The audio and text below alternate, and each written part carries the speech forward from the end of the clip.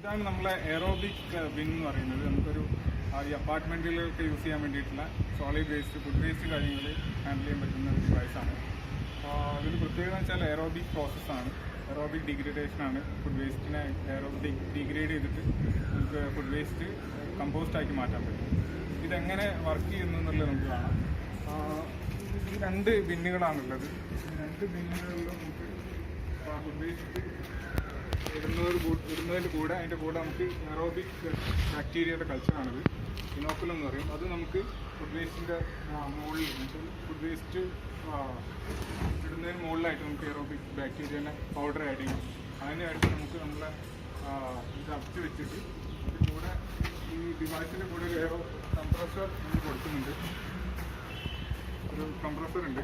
ഈ കംപ്രസർ നമുക്ക് ഓൺ ചെയ്ത് വെച്ചാൽ നമ്മൾ എയറേഷൻ പ്രോസസ്സ് കുറച്ചുകൂടി ഫാസ്റ്റായിട്ട് നടക്കും.